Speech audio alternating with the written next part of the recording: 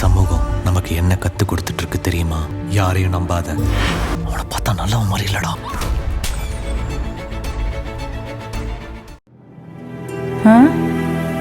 ஏய், என்னடா கண்ணெல்லாம் கலங்கி இருக்கு?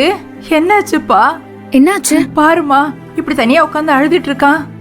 ஐயா, நீ இப்படி கண் கலங்கி உட்காந்து நான் பார்த்தது இல்லையேப்பா. என்னாச்சுப்பா? சொல்லியா, என்னாச்சு?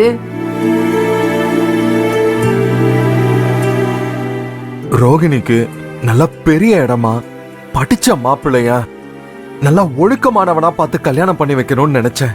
ஆனா இப்படி ஒருத்தனுக்கு கல்யாணம் பண்ணி வச்சுட்டேனே, இதுக்கு நானே ஒரு காரணம் ஆயிட்டேன். அவ வாழ்க்கையை நாசம் பண்ணிட்டேன் பாட்டி நானு. அப்படிலாம் ஒண்ணு இல்லப்பா. நீ முதல்ல கண்ணை தொட. பச்சை பிள்ளையாட்ட இப்படி அழுதிட்டு இருக்கியா? என்ன கதிர், நீங்க 10 பேர் எதிர்த்து வந்தாலும் பயப்படாம அடிச்சு போட்டு வந்துருவீங்க. அப்படி ஒரு ஆம்பளை நீங்க. நீங்க போய் இப்படி கண் கலங்கலாமா? இதுல உங்க தப்பு ஒண்ணுமே இல்ல. காலம்தான் அவங்க 2 பேரையும் சேர்த்து வச்சிருக்கு. நம்ம எல்லாரும் அவங்களுக்கு துணையா இருந்திருக்கோம், அவ்வளவுதான். காலையில ரோகிணி கழுத்துல தாலி ஏறும்போது எனக்கு எவ்வளவு சந்தோஷமா இருந்தது தெரியுமா பாட்டி? ஆனா எல்லாம் ஒரு நொடியில தலைகீழா மாறி போச்சு. கட்டிக்கிட்டவன் தான் சரியில்லை. நாம பெத்த புள்ள நம்ம பொண்ணுங்களை சரியா கரை சேர்த்துருவான்னு நினைச்சுதான் அம்மா என்ன மாப்பிள்ள பார்க்க சொல்லி இருந்தாங்க. ஆனா நான் தான் அந்த ஆளை பத்தி சரியா விசாரிக்காம அம்மா என் மேல வச்சிருந்த நம்பிக்கையை கொன்னு ரோகிணி வாழ்க்கையையும் பாலாக்கிட்ட. என்னால எதுவுமே பண்ண முடியலையே. அழகப்பா.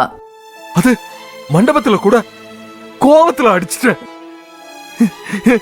என்ன அம்மா அடிச்சு விரட்டு விரட்டுன்னு சொல்லும் போதெல்லாம் என் நெஞ்சில அப்படியே ஈட்டிய வச்சு குத்துன மாதிரி இருந்துச்சு. எனக்கு என்ன பண்றதுன்னே தெரியல. என்ன இருந்தாலும் அந்த ஆளு ரோகிணி கழுத்துல தாலி கட்டிட்டாரேன்னு என்னால எதுவுமே பேச முடியாம சில மாதிரி நின்னுகிட்டு இருந்தேன் பாட்டி. மொத்தத்துல எல்லாத்துக்கும் நான் தான் காரணம். என்ன பண்ணி ஆம்பளை பிள்ளை இப்படி அழலாமா? விடுங்க பாட்டி, எனக்கு மட்டும் மனசு எனக்கு இருமலையா செஞ்சிருக்கு. கதிரே, நீ இப்ப பாத்திருக்கிற மாப்பிளைக்கு என்னையா குறைச்சலு? மண்டபத்துல எல்லாரும் அவ்வளவு அசிங்கப்படுத்தினதுக்கு அப்புறம் கூட நம்ம வீடு தேடி வந்திருக்காரியா. ஏன்னா ரோகிணி மேல அவ்வளவு பிரியம் அவருக்கு.